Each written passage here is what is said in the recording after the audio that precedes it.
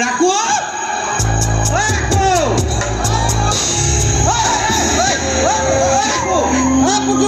আৰে কৈছো এইটো কিয় আছো এনেকুৱা কি মেম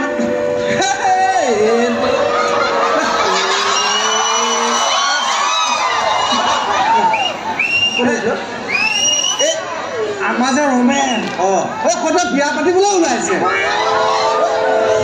পাতিবলৈ ওলাইছে নে মৰিবলৈ ওলাইছে তাকে কৈছো মই বোলে বিয়া পাতিলেও পাত কিন্তু কইনা ঘৰত ককায়েক থকা হ'লে নানিবি কিয় বা এনেকৈ বন্দীশালত সোমাই থ'লে হয়তো জীৱনটো কি হ'ব ডাঙৰ কথা হ'ল কি কালতে ডাঙৰীয়া আহিছিল এই মোৰ অকণমান আছে অকণমান কি আছে অকণমান এই অকণমান আহি আছো কি কাম কৰি আহিছ মানে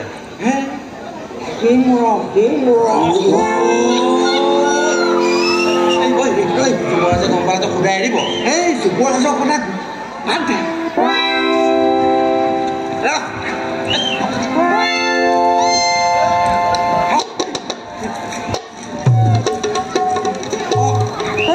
এই তেজপাতৰ কাৰণে মই কেতিয়াবা মৰিম দেই হেৰি নহয় কথাটো শুন হেই ক হাতটো খেকি ল ৰ কালগতো ডাঙৰীয়া আহিছিল কি কৈছে আমাৰ তহঁতহে কি ইয়াতে থাকি দেখি দেখোন হ'লেও আমাৰ ইয়ে কি কৈছে কোনেলে দিব আৰু কি কৈছে এতিয়া কৈছে আমি যদি ভালকে পহৰা নিদিওঁ উৰাই দিব দেশখনৰ মথুৰাত ইমান সোপা উৰাই শান্তি নালাগিল এতিয়া আমাৰ দুটা উৰালেহে মই তোক নকৈছো আৰু মানে মই একো মাত দিয়া নাই কাৰণ তই নাই না মই অকলে আছো মানুহ মই থাকিলে এইবিলাক ক'ব নোৱাৰে মোৰ সাহটো নাই না এতিয়া মই থাকিলে কি এইবিলাক ক'ব নোৱাৰে আৰু এই অষ্টমী তিথি কথাটো কি ক'লে তই শুনি আছিলি মানে অষ্টমী তিথি মানে গম পাইছ না অষ্টমী তিথিটো আজি হৈছে অষ্টমী তিথি দৈৱকী আইদেউ গৰ্ভৰ পৰা অষ্টম সন্তানটোৱে জন্ম লাভ কৰিব সেইটো বা ক'বলগীয়া একো নাই পিছতো বা ক'বলগীয়া আছে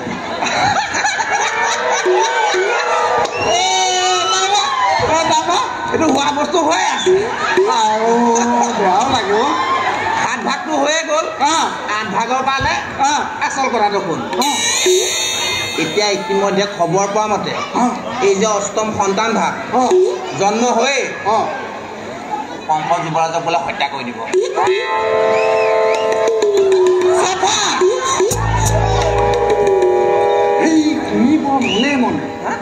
মইতো এটা কথা শুনি আছোই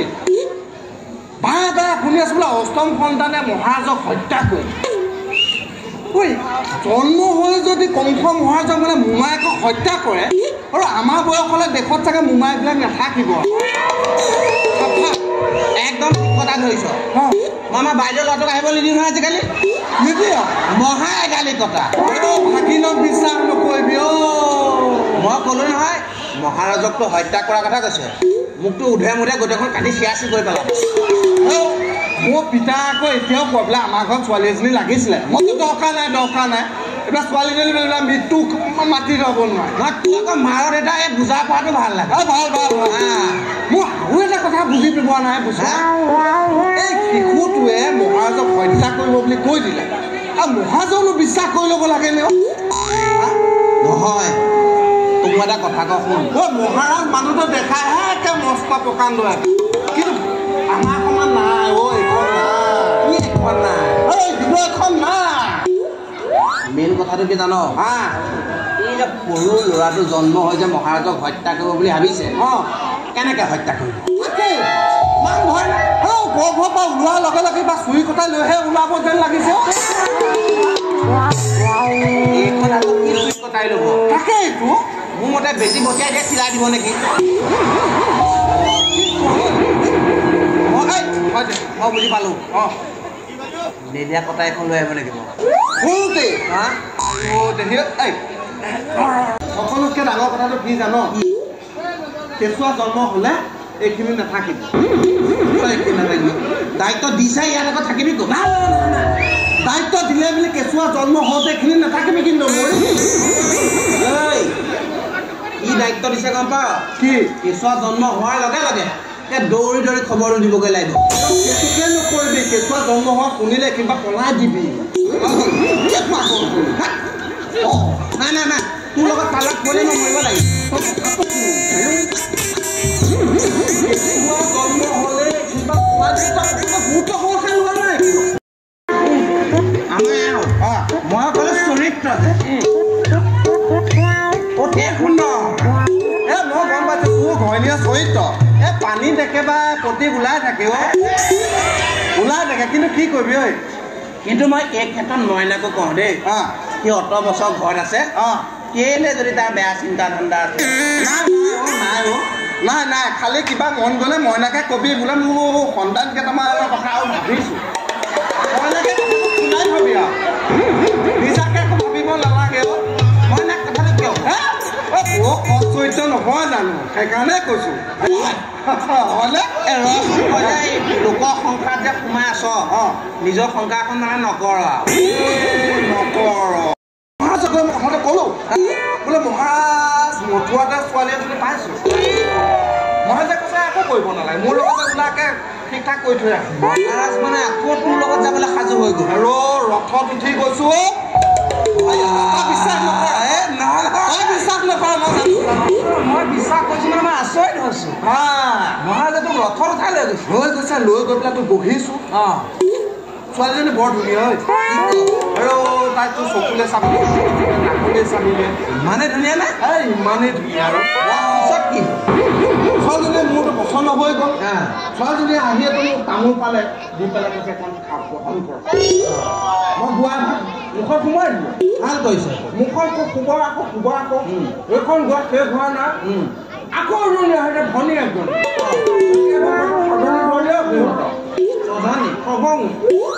এজনে তামোল খাই শিকাই থৈ আহোঁ ইজনী আনে তামোল আকৌ কিখন গোৱা খালোঁ আকৌ খুৱাই গৈ ঘৰত পিঠি পেলাই থৈ আহোঁ আকৌ ইজনী আহে ছোৱালী চাবলৈ গৈছে নে তামোল খাবলৈ গৈছে ধুনীয়া ঠাইত ধৰিছোঁ আচল কথাটো ক তাৰপিছত তোৰ খা খবৰ নাই নহয়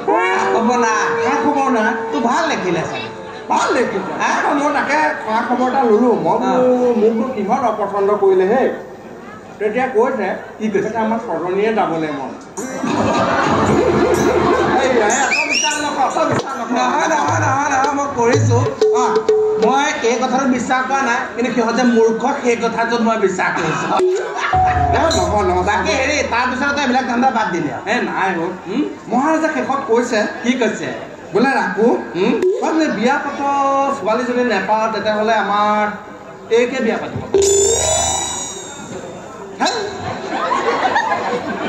আমাৰ পুতলাকে বিয়া পাতিব পাৰোঁ পুতলা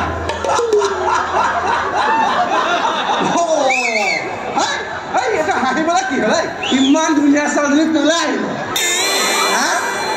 মোক বুৰ্বক পাইছা পুতলানো তই কোনখিনি জেগাত বেয়া পালে তাই দাঁতকেইটা খালি অকণ ওলোৱা তাই ৰংটো দেখিছনে ৰংটোনো কোনখিনিত বেয়া কচোন খালি কেচকে ক'লা দাঁতকেইটা দেখি পচন্দও কৰিছোঁ বিয়া পাবৰ পিছত কিবা উৎসৱে পাৰ্বণে নাৰিকলৰ লাও বনাব লগা হ'লে পুতলাক পেলাই পৰা নাৰিকলৰ লাও আৰু এটা কাম মোক যদি সংসাৰ আগবাঢ়ে ল'ৰা ছোৱালীকেইটাই যদি জলপান নাখাওঁ বুলি কয় পুতলা আহিব খা তাতকৈ ডাঙৰ কথাটো হ'ব আমাৰ যদি আগলৈ ল'ৰা ছোৱালী হয় আমাৰ কি হ'ব আমাৰ ল'ৰা ছোৱালীৰ নাম কি হ'ব বগা ঘাঁহ পকা আৰু এটা কথা দেই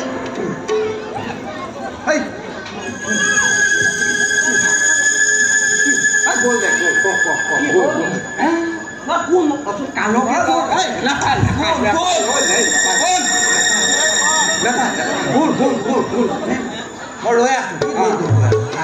তেখেত গ'ল এটা কথা মহাৰাজা মনে কিন্তু মোক সমীক এটা কৰে দেই দেখিছে নে মই নাজানো তই মোক এটা কথা ক আমাৰ মহাৰাজ বেছি বুদ্ধি আমাৰ বসুদেৱ বেছি বুদ্ধি কি কাম নাই মই কৈছোঁ হয়তো কৈছোঁ ল'ৰা ছোৱালী এগাল জন্ম দিলেই নহ'ব নহয় নহয় মহাৰাজ নহয় নহয় নহয় এইটো নাই মহাৰাজ বহুত ওপৰত কোনো কাৰণত ওপৰত নহয় শুনি লওঁ মহাৰাজ যদি বেছি বুদ্ধিয়ক হোৱা হ'লে এই বসুদেৱ দৈৱকী অষ্টম সন্তানে যে তেওঁক হত্যা কৰিব জানে বিয়াৰ পিছত দুইটাক একেলগে কিয় থৈ দিছে বেলেগে বেলেগে শুনি পেলাই লাভ পাইছে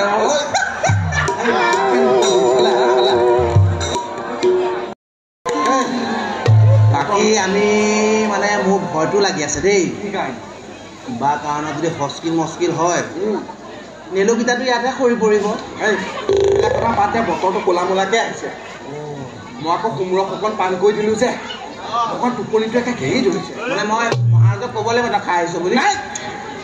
তই অকণ পখৰা দে মোৰ টোপনিটো ভাঙিলে মই পখৰা দিম তই শুই দিবি দেই নহয় নহয় নহয় তোৰ টোপনি ভাঙালে মই নৰ কি মোৰ টোপনি ধৰিলে তোক ভঙাই দিম খাই হ'ব পখৰা দে মই অকণ শুই লওঁ দেই